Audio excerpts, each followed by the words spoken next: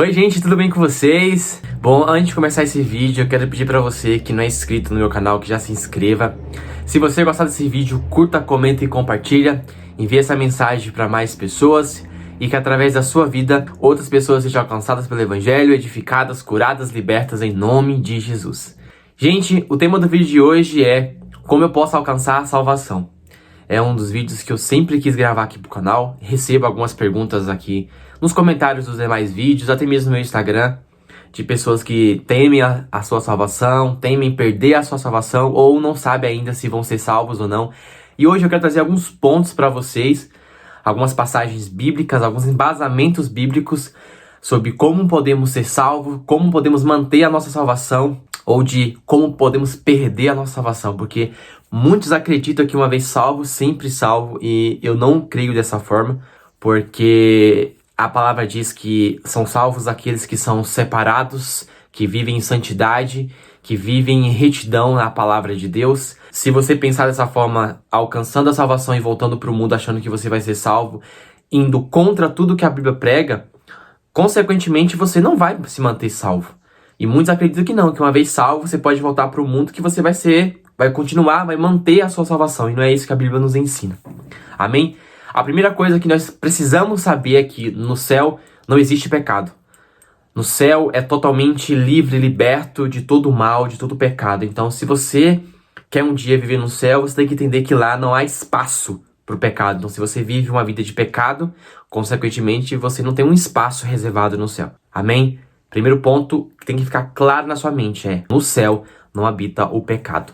Amém? Outra coisa que você tem que sempre saber, manter na sua mente, algo que eu sempre prego aqui, é que o pecado ele sempre nos afasta de Deus. O pecado ele tem a consequência de sempre nos manter afastado da presença daquele que nos mantém salvo, que é Cristo.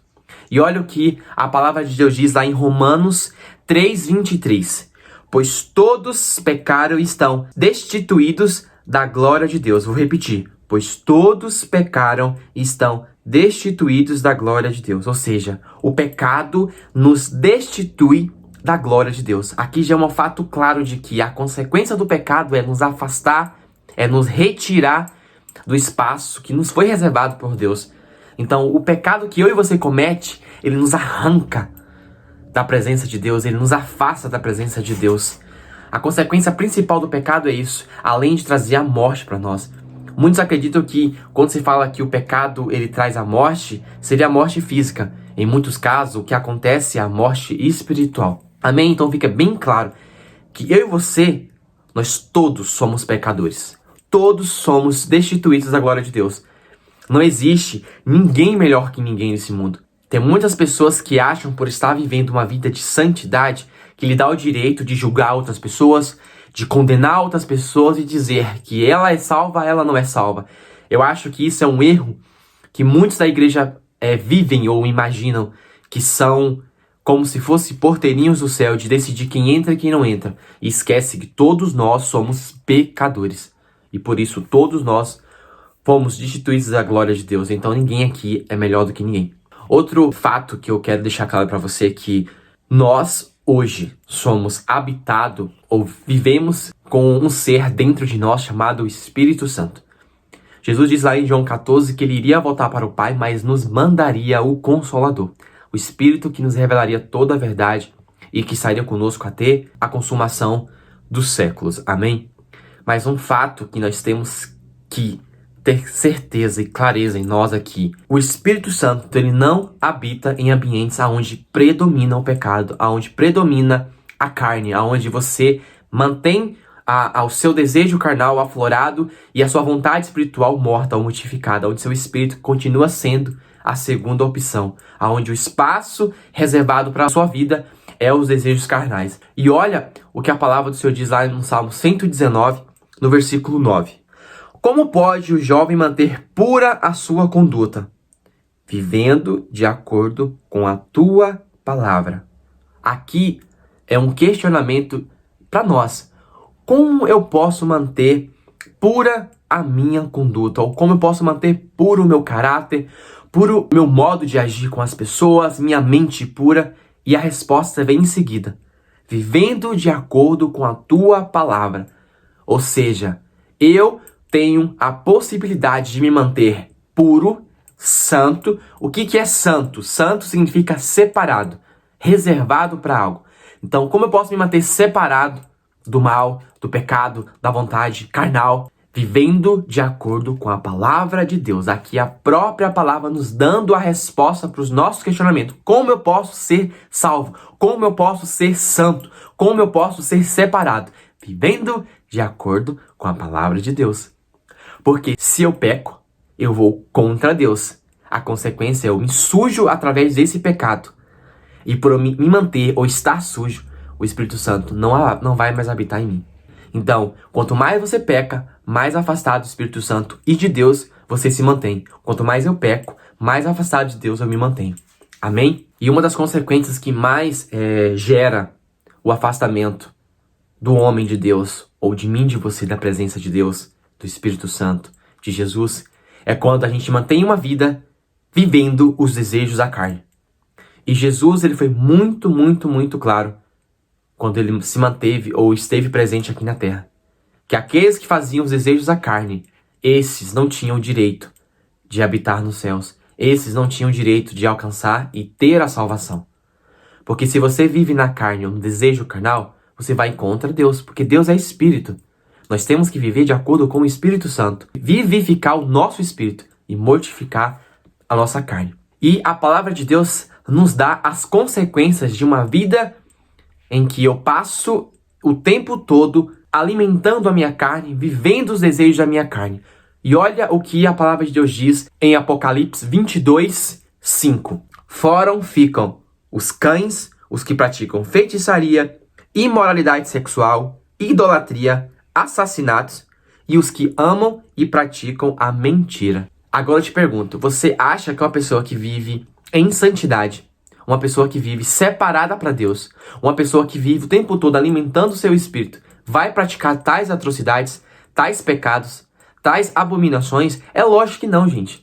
Se eu e você vivemos uma vida de santidade, se eu e você vivemos uma vida o tempo todo nos comunicando com Cristo, nos alimentando da sua palavra, vivendo em santidade, é lógico que os frutos gerados disso vai ser mansidão, paz, amor, retidão, um coração puro, uma mente pura, bondade, fidelidade, amor à obra, amor em pregar o evangelho. Então, consequentemente, nós não vamos viver uma vida de pecado. É impossível você que diz que vive em Cristo cometer esses pecados aqui.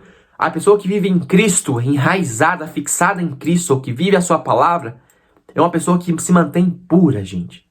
Então, se você comete esses pecados que aqui a Bíblia diz, imoralidade sexual, pratica a mentira, o assassinato, feitiçaria, bruxaria, é hora de você repensar e é hora de você aceitar o verdadeiro evangelho, o evangelho que transforma, o evangelho que separa, o evangelho que te santifica, que te mantém enraizado em Cristo. E quando se vive em Cristo, é impossível se manter em uma vida de pecado. É tempo de pregarmos isso. Eu vou bater sempre nessa tecla. Se você vive uma vida de pecado, você não vai ter o direito de entrar no céu. Você não vai ter direito de alcançar a salvação. Você não vai ter a salvação. Então, se você é uma pessoa que está cometendo um pecado, que você não se arrepende desse pecado e você não muda, porque o arrependimento te faz mudar. Se você não se converteu desse pecado, a conversão é mudança de rota. Porque quando Jesus se deparou com aquela prostituta que ia ser apedrejada, ele disse, vá e não peques mais. Ele disse para ela, não cometa mais esse pecado. Porque se ela continuasse cometendo esse pecado, certamente ela não iria receber o perdão e, consequentemente, a salvação. Então, se eu e você vivemos a vida de pecado, é momento de nos arrepender. Porque Cristo está voltando, gente. Já está claro isso. E não há como entrar no céu cometendo tantos pecados. Ainda mais esses pecados que a Bíblia tanto condena. E ele deixa bem claro em Apocalipse 22 que fora vão ficar os que praticam o mal, os que praticam a mentira, os que praticam as imoralidades sexuais, os assassinatos, porque estes não vão herdar. Amém? Só que aí você fala assim, Jacques, tá bom, você tá falando aí de pessoas que não vão herdar a salvação, que não vão entrar no céu porque comete o pecado. E como eu posso ter uma certeza de que eu serei salvo, de que eu estou salvo e de que eu não vou me afastar de Jesus ou de como eu posso não me afastar em Jesus, ou de como eu posso não ser condenado a viver uma vida fadada ao inferno. Olha o que a palavra de Deus deixa muito clara no livro de Romanos, no capítulo 8, no versículo 1. Agora, pois, nenhuma condenação há para os que estão em Cristo Jesus. Então, se você quer ter uma vida de salvação, uma vida de certeza de que você vai viver eternamente na presença de Cristo, viver eternamente no céu, viver uma vida separada para Cristo, você tem que viver em Cristo. Porque a Bíblia diz que nenhuma condenação há para os que estão em Cristo Jesus. Então, se eu e você temos uma vida em Cristo Jesus, se eu e você temos uma mente em Cristo Jesus, se eu e você temos um caráter em Cristo Jesus, não tem como haver condenação em nós. Porque nós, vivendo em Cristo, somos separados do pecado. Somos separados de todo o mal, de toda a mentira. Então, se você vive uma vida em Cristo, você já tem fadado a salvação. Você já tem a certeza de ser salvo. É impossível estar em Cristo Jesus e não ter salvação, porque os que estão nele não tem como ser mais condenados. Amém? E para aqueles que ainda não têm a certeza da salvação, se você ainda não tem a certeza da sua salvação, se você não tem certeza ainda de que você está com seu nome escrito no livro da vida, porque a palavra diz que serão salvos, serão levados para o reino eterno aqueles que tiverem o seu nome no livro da vida, o primeiro passo que você precisa fazer é se arrepender de todo o seu pecado. Se arrepender de todo o ato que você fez que foi contra a palavra de Deus. Porque olha o que a palavra de Deus diz lá em Atos 3,19. Arrependei-vos, portanto, e convertei-vos, porque assim sejam apagados os vossos pecados. Eu tenho a certeza de que os meus pecados vão ser perdoados e apagados se eu me converter a Cristo, ou seja, mudar a minha rota, mudar a forma que eu estou agindo, mudar a forma que eu estou pensando e me arrepender daquilo que eu já pratiquei. Então, arrependa-se do que você já praticou e mude o seu modo de pensar, de agir, de falar e viva uma vida de falar, pensar e agir em Cristo Jesus. Imagina que toda vez que você for praticar uma ação, você pense, como Jesus iria fazer isso? Ou toda vez que você for falar uma coisa, conversar com alguém, pense, como Jesus falaria com essa pessoa? Quando você mantém a sua mente como se fosse a mente de Cristo, ou ligada à mente de Cristo, você vai ver que você vai agir diferente, você vai pensar diferente, você vai falar diferente, as pessoas vão ver diferença em você. Porque nós somos separados para viver em Cristo. O inferno, gente, não foi formado para nós, homens. O inferno foi formado, construído para o diabo e seus anjos. Só que o pecado nos leva à condenação do inferno. Os nossos atos contra a palavra de Deus nos leva à condenação do inferno. Então tenha claro na sua cabeça, o inferno não foi preparado para mim e para você. Porque muitos usam isso para falar que Deus é esse que quer enviar os seus filhos para o inferno. Não, Deus não fez o inferno para o homem. Deus fez o inferno para o diabo e seus anjos. Mas nós, por escolhermos o pecado, escolhermos aquele que é o pai da mentira, que é Satanás, através das nossas atitudes, nós, consequentemente, somos levados a viver uma vida condenada, fadada ao inferno. Então, se você quer ter uma vida de liberdade, uma vida de salvação, arrependa do seu pecado hoje, agora. Converta a sua mente, converta o seu coração, converta as suas atitudes, o seu caráter, para que assim os seus pecados sejam perdoados. Não sou eu que estou dizendo isso, é a palavra de Deus dizendo, converta-te e arrependa-te para que os seus pecados sejam perdoados. Amém? E aí, lá em Apocalipse, no capítulo 22, Deus revela quem são aqueles que vão entrar no reino do céu, quem são os separados, o que eles fizeram para ter a chave, o seu lugar reservado no céu. E olha o que a palavra diz no livro de Apocalipse, no capítulo 22, no versículo 14. Felizes os que lavam suas vestes e assim têm direito à árvore da vida e podem entrar na cidade pelas portas da frente. Olha que linda essa passagem. Felizes são aqueles que lavam as suas vestes. Aqui Deus não está dizendo felizes são aqueles que se manteram santos o tempo todo. Eu vou fazer uma analogia aqui agora. Você usa sua roupa uma única vez na sua vida? Não. Nós usamos várias vezes. E toda vez que nós usamos as nossas roupas, a gente as suja, certo?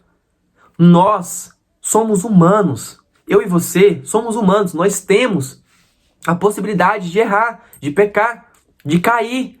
Eu peco, você peca. Aquele que diz que não tem pecado já é mentiroso, já pecou. Então nós pecamos. Só que aqui Deus diz bem claramente: felizes são aqueles que lavam as suas vestes. E quando você usa a sua roupa suja, onde você vai fazer? O que você faz com ela? Você as lava para mantê-las limpas novamente. Viver uma vida de santidade não é uma vida que você não vai errar mais. Mas toda vez que você errar, você vai ver: eu errei, Pai, me perdoa pelo meu pecado. Me ajuda a não cometer mais esse erro.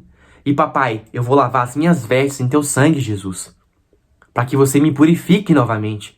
Porque felizes são aqueles que lavam as suas vestes no sangue do Cordeiro.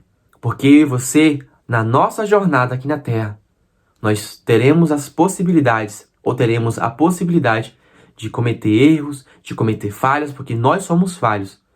Mas nós temos que lavar todos os dias as nossas vestes no sangue de Jesus. E esse lavar é se arrepender dos nossos pecados, para que assim nós sejamos aceitos no céu. Tenhamos a salvação como a nossa certeza. O céu como a nossa certeza. Porque nós não fomos reservados para a ira, nós não fomos reservados para o inferno. Nós somos chamados filhos de Deus. Então mantenha uma vida de santidade, mantenha uma vida de leitura da palavra de Deus, mantenha uma vida fixada em Jesus. E toda vez que você cometer um pecado, se arrependa, irmão. Se arrependa. Não tenha vergonha de assumir seu erro, não tenha vergonha de pedir perdão 1, 2, 3 vezes, mas se arrependa. E peça para Jesus te ajudar a se libertar desse pecado, desse vício. Porque Jesus, ele nos amou de tal maneira, e Deus nos amou de tal maneira que entregou Jesus para morrer por mim e por você, para que a gente fosse perdoado de todo pecado. Então nós somos perdoados de todo pecado. Basta nos arrependermos e convertermos para que nós possamos ser aceitos em Cristo Jesus. Amém? E que esse vídeo edifique a tua fé em nome de Jesus. Beijos, até a próxima. Que Deus abençoe a sua vida e que você tenha certeza de que você foi chamado para a salvação e não para o inferno.